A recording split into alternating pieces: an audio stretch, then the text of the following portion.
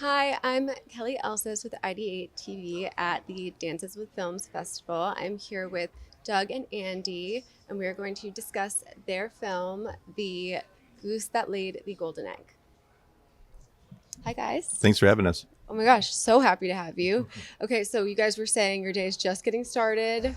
How are you feeling? How are you feeling about the film? Are we excited? Yeah, so we screened our film last night, The Goose That Laid the Golden Egg, and Yes. there was a very positive reception.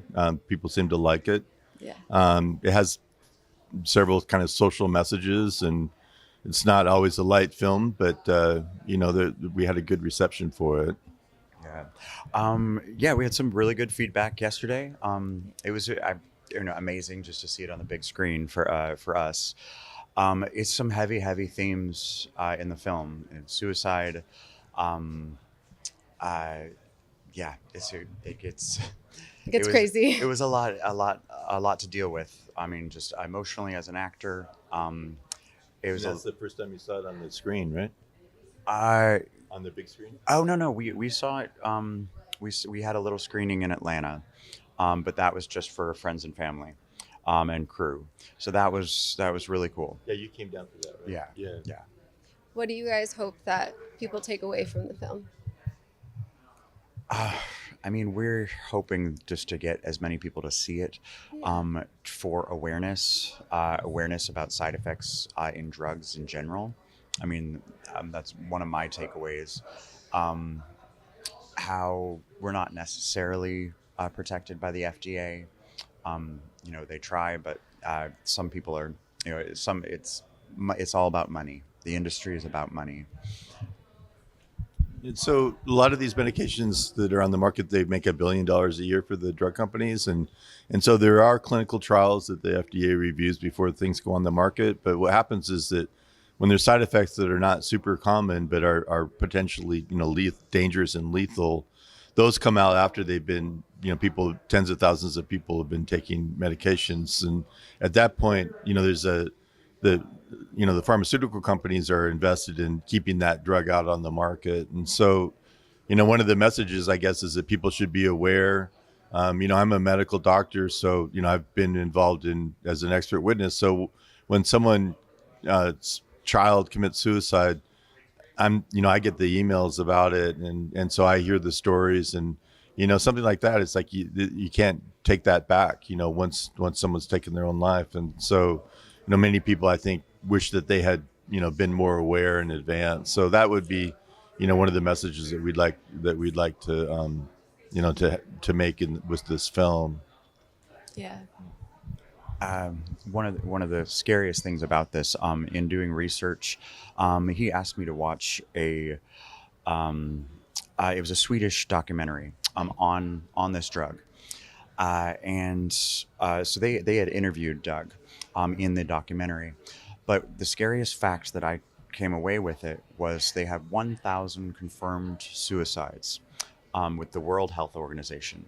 Now, what they also alluded to is that the World Health Organization usually only has about 1% of real numbers. So it's possible that up to 100,000 kids around the world killed themselves. It's That's terrifying.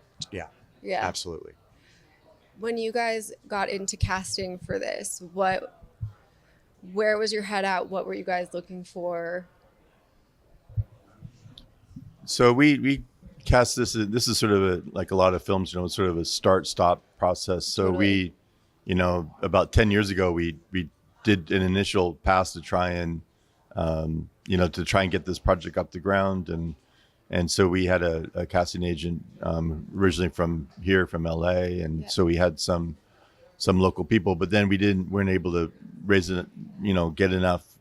We did the pre-production, but weren't able to raise enough funds to go all the way through. So we put it on hold. And then when we started up again, I was looking at a lot of demonstration reels on backstage.com Mhm. of people, in the Southeast, because we were local in Atlanta. And, I was like, in terms of Andy's character, I wanted someone that was intelligent. My wife said, get someone who's good looking. So that was her input. not a terrible, piece of advice. Um, someone it's important to me to have someone that can act well, because if the acting isn't great, then it kind of pulls you out of the film, so this is my second film, so I had experience with that. And I wanted someone that would, have some, that looked like they could listen well and have empathy and also have some irony, and because this is a character that, but also be vulnerable, because this is a character that was going to, go up against this $1 billion-a-year drug company and kind of fight this legal battle, and I'll show some vulnerability and not be a too strong of a character, but someone a little bit, with his own issues that would show his his humanity, basically. Yeah.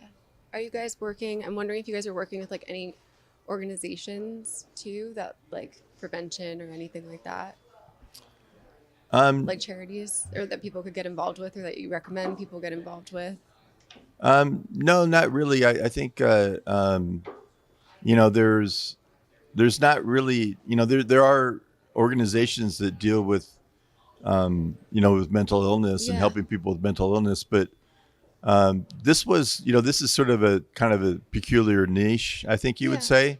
And so that was one of the reasons why I really wanted to make this film, is because, it has the perspective of a medical expert, Right. who is, that's like sort of a key part of drug safety litigation. Major, yeah. Or of environmental litigation, so, like an example film would be Dark Waters, which is about the forever chemicals, from Dow Chemical, as I remember. But even those movies are sort of told from the perspective of the lawyers, but you don't see the kind of the thing that the story hinges around, which is like the medical evidence for a side effect. Totally. And that the battle that goes on over that. And so that was something that was unique to this film. I can't think of another film that was really like that. Yeah, no, 100%. Also, I'm thinking, how did you guys land on the title? Well, the actual, so I was actually a medical expert involved in litigation, and the company, part of litigation is you have something called discovery, where you get all the documents that come from the company, and that included their training materials for the drug representatives. Yeah. And one of the slides in the training materials was the goose that laid the golden egg, and they said, this drug is making $1 billion a year for us. It's our goose that lays golden egg, and we have to protect the goose. And then and then the lawyer said, well, that's an Aesop's fable, and in that story, they kill the goose to get all the eggs, but then the moral of the story is that he is too greedy, gets nothing. Yeah. Wow. Stops providing. Oh, I didn't know that was real. That it was came from the real. That's really interesting. Yeah. That was the first time I heard that. So that's cool. That's cool. Yeah. While working on something like this, if you guys feel comfortable answering this, like, how did you feel emotionally, kind of like coming into this, coming out of this, throughout the process? So I've been acting for 20 years, but this was my first lead in a feature. Okay. So it's a lot to take on.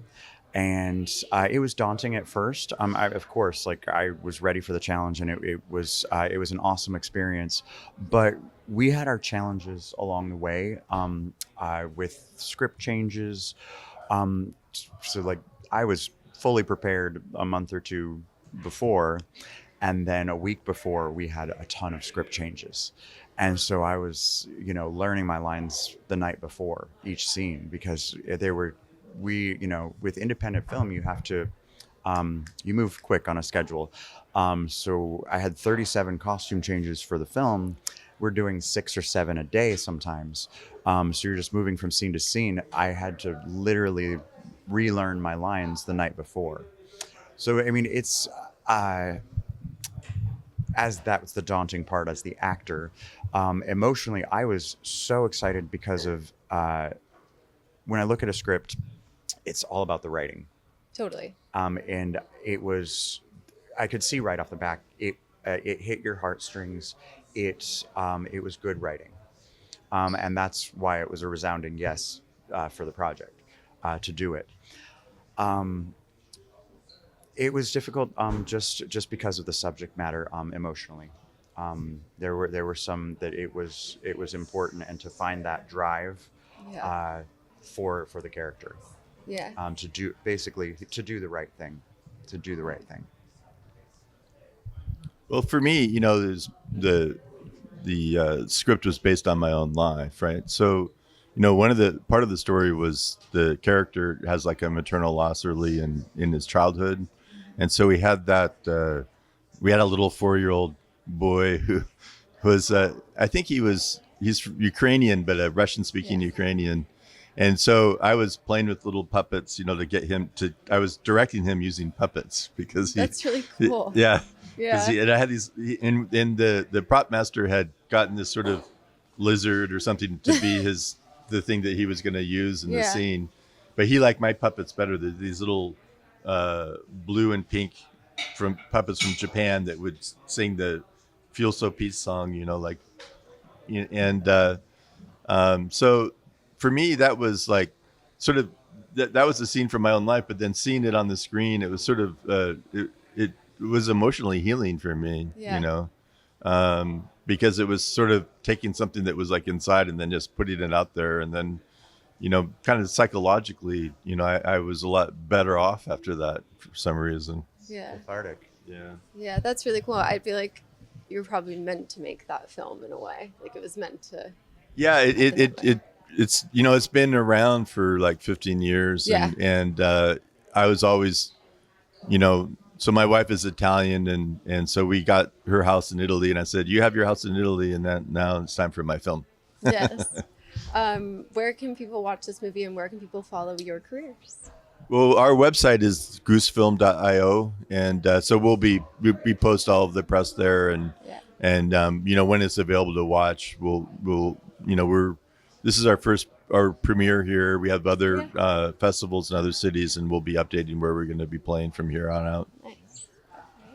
Okay. Well, thank you guys for taking the time to chat with me, and it was really great speaking with you. Thank you. Thank Thanks you a lot. guys. Yeah, of course.